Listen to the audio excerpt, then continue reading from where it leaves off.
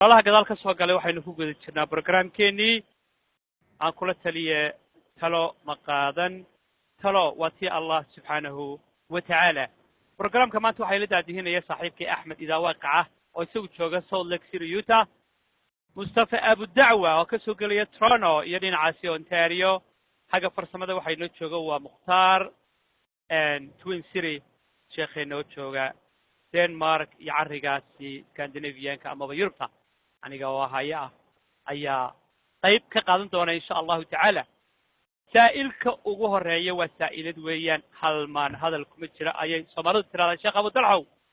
waa gabarh weeyaan markii aan akrinayey waxaa ii soo baxday sheeko hadda ka hor aan juxa ka dhegaystay ma juxu ahaa mise luqmaanulxakiim allahu aclam dadka sinaba kaga badbaadi maysid gabadhani waxay tidhi waxaan ahay gabadh raalliye ah u wanaagsan ninkayga amar unay siinin ma qaado wax kasta isaga ayaa la socodsiiyaa waxay tidhi guriga haddii dad ay noo imaanayaan waxaan idhaahdaa hebel baan weydiinayaaye walaalayaal maxaan ku idhaahdaaye waan idinku soo celinayaa yacni had iyo jeer waxa aan ka amar qaataabay tiri ninkayga oo aan raalliyo u ahay dhinac walba dadkii weliba ehelkaygii waxay arrintaa u turjinteen in maskaxiyanba ay waxii dhiman yihiin amaba ninkuu iu abiyuus gareeyey anna intaasoo dhan waxaan leeyahay sunnada qaado oo maxaan ku idhahday rabbigaana ugu dhowow marka waxay leedahay maanay wax iga khaldan yihiin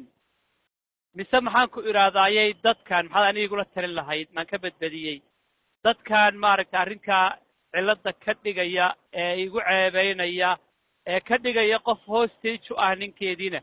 aya kale maxaad odhan lahayd bay leedahay falyatafadal mashkuuran ma'juura alxamdu lilah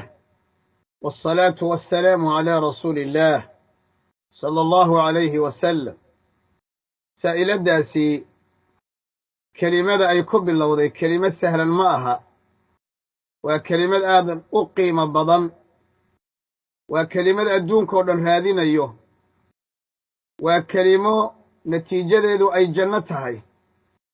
kelimada aan raalliyaan ahay waa kelimo culus wey waa wixii ilaahay iyo rasuulba ay ka doonayeen gabadh muslimada hanii'an laki horta waan kuu boogaadinayaa marka koowaad xaqiiqatan gabadhu inay raalliyo noqoto ayaday dan u tahay gabadhu inay raalliyo ay noqoto jidhkeeday cadaabka kaga ilaalinaysaa waxaad arrinkaa ku garanaysaa intaasoo axaadiisa buu nabigu kaga warramay sala allahu calayhi wasalama gabadha raalliyada a mar walbana jannaa lagu xidhayaa hadday haweenaydu shanteeda wakhti tukato bisheeda ramadaanna ay soomto xubinkeeda tarankana xumaanta ka ilaaliso ninkeedana ay ateecdo ay maqasho 8 albaab ee jannada ayaa la dhahaa middaa doonta ka gal marka waa raalliyo wey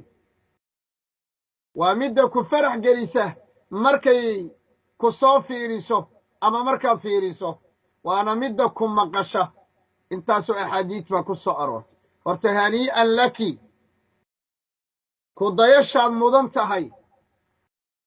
allahna ha kuu siyaadiyo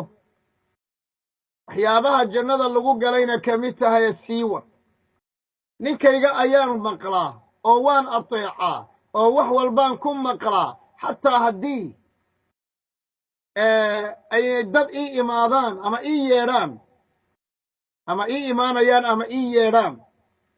hadday noqoto waxaan dhahaa zawjkaygii baan la soo tashanayaa oo haddee waa raallinimada qayb ka mida wey idan gabadha muslimadda ah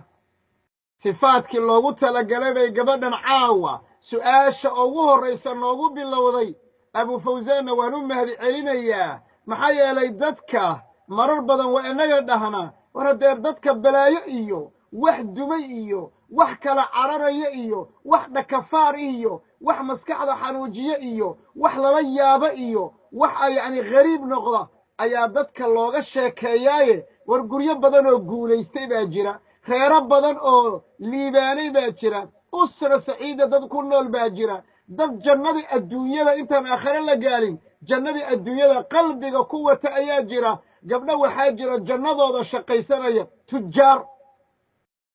haddaad maqateen shirkad hebel iyo hebel waa taajir waxaa jira gabdho tujaar ah oo raggooda inay maqlaan ka tijaaraysta oo ribixa iyo faa'iidada iyo raaxada iyo sacaadada iyo liibaanta deganaanta itmi'naanka ka raadiya ayaa jira raggooda ay raalli geliyaan way u qoslaysaa cunto macaan bay u samaynaysaa way u sabraysaa way u dulqaadanaysaa way soo dhowaynaysaa way sii dhowaynaysaa nacam li'anna jannadeedii baa ku jira way ka faa'iidaysanaysaa marka in marar badan bal qoysaska guulaystay sida gabadhan oo kale raalliyada ah in la soo hormariyo oo balaayo sheegada horta la yareeyo horta waa wax aad iyo aad u fiican weeye dadkii baan abu fawzaan oo guurka ka caydhinayo dad badan markii ay dhegaystaan ila talida waxay dhahaan arrinku hadduuba noocaa yahay waxaa weeyaan balaayadana buul yar baa laga galaa qori iyo qiiqi waa la isla tuuraa inkastoo arrinku nooca ahayn oo in lagu cibro qaato uu loogu talagalay haddana waxaan leeyahay gabadhan khayr allaha siiyo jazaaki allahu khayran su-aasha gebagabadeedu waana meeshay gabadhu ka doonaysa in laga abbaare war ma anaa khaldan mise dadka ayaa khaldan arrinku sidaa loo dhigay marka laga eegayo dadku ma khaldano nolosha sidii loogu talagalay ee hadafkii loogu talagalay goolkii la rabay in la dhaliyo ayaad ku socotaa dadka waxaa haysta jahli dadka waxaa haysta qaybo ka mida xaasidnimo hadda ka horra waad ogtihiin kelimadii aanu jeedinay oo ahayd reer kastoo wanaagsan dad baa alerji ku qaba sida cuntada qaarkood iyo caanaha siduu qofku alerjiga ugu qaado ee xasaasiye ugu qaado dabaysha iyo roogga iyo sigaarka iyo dhirta iyo cuntada qaarkood iyo siduu qofku xasaasiyada uga qaadayo barfuunada qaarkood ayaa dadka wanaagsan ee noocan oo kale ah dad waxaa jira kuwa qababa xasaasiyaba maxay u wanaagsan yihiin oo gabadha ninkeeda maxay uga amar qaadanaysaa maya ee waa la addoonsadaa waa mid la addoonsado oo waa mid doqon ahoo waa mid caran ahoo waa mid dhaandhaan ahoo waa mid maxaa la yidhahdaa iikeen noocana ayaa gabadhii mataqaanaa markaasaa madaxa lagaga garaacaya markaasaa dagaal cir iyo dhula lagu soo qaadaya markaasaa la isku dayayaa in guriga laga saaro koox koox in loogu imaado oo markaa la yidhaahdo maxaa abbay kugu dhacay waddankani waxaa la yidhahdaa canada waddankan waxaa la yidhahdaa maraykan waddankan waxaa la yidhahdaa oroba ma aha gabdhihii waddankii joogay ma tihid waa inaad baxdaa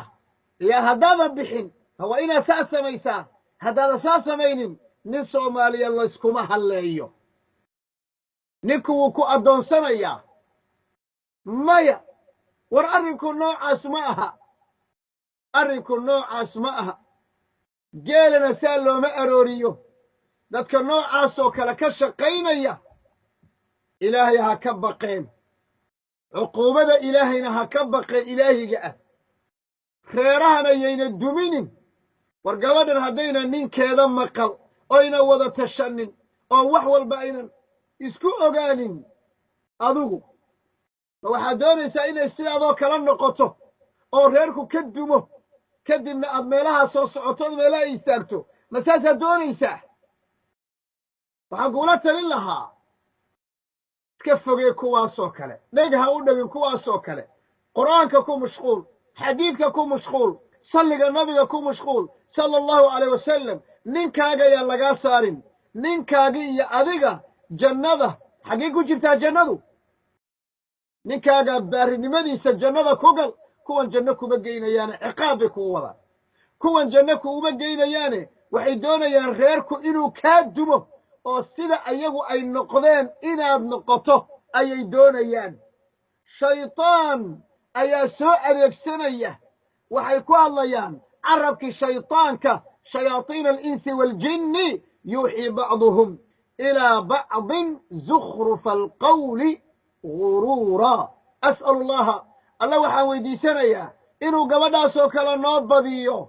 ayadana uu xaqa ku sugo ayadiyo ninkeedana ay kuwa jannada isku gala inay noqdaan gabdhaha kalena ay ku daydaan shayaadiintana ilaahay uu ka xijaabo allahuma aamiin wallahu aclam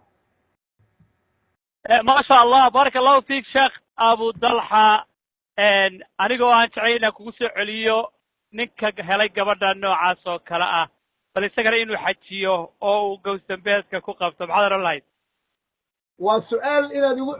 igu soo celiso aan raalli ka ahay maxaa yeelay